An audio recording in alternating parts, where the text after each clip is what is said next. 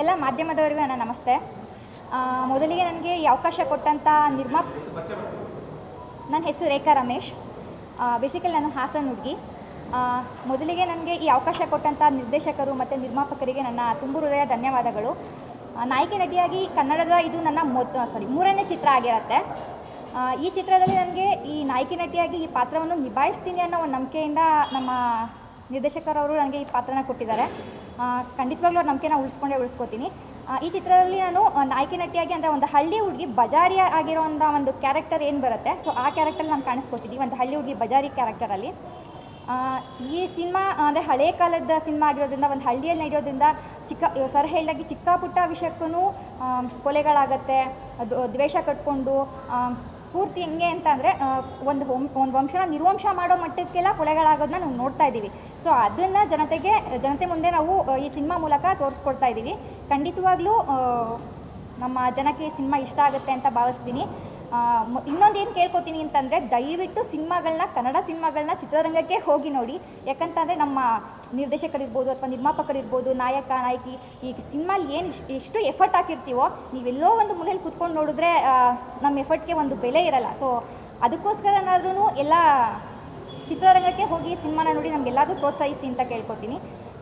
ಮತ್ತೊಮ್ಮೆ ನಿರ್ದೇಶಕ ಮತ್ತು ನಿರ್ಮಾಪಕರಿಗೆ, ಮಾಧ್ಯಮದವರಿಗೆ ತುಂಬ ಹೃದಯದ ಧನ್ಯವಾದಗಳು. ಸರ್ ನಾನು ನೋಡ್ತಾ ಇರ್ತೀನಿ ಸರ್.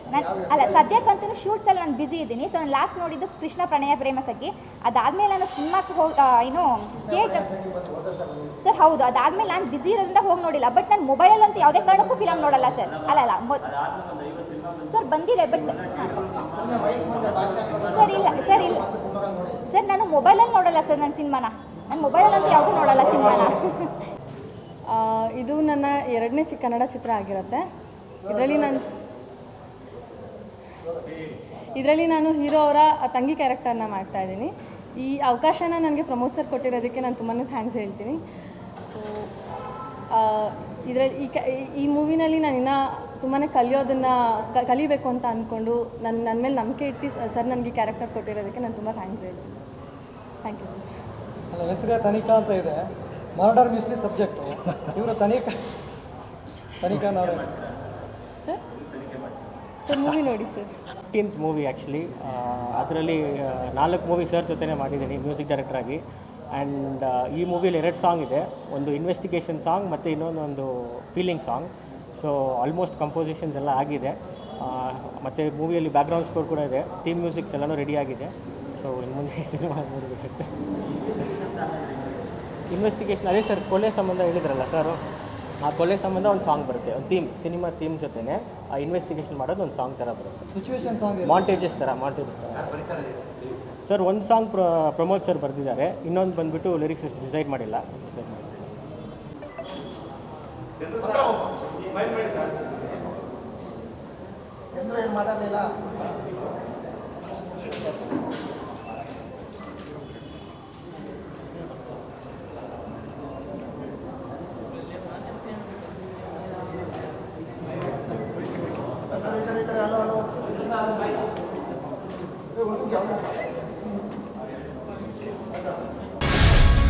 ಗ್ಯಾರಂಟಿ ನ್ಯೂಸ್, ಸುದ್ದಿ ಖಚಿತ, ನ್ಯಾಯ ನಿಶ್ಚಿತ.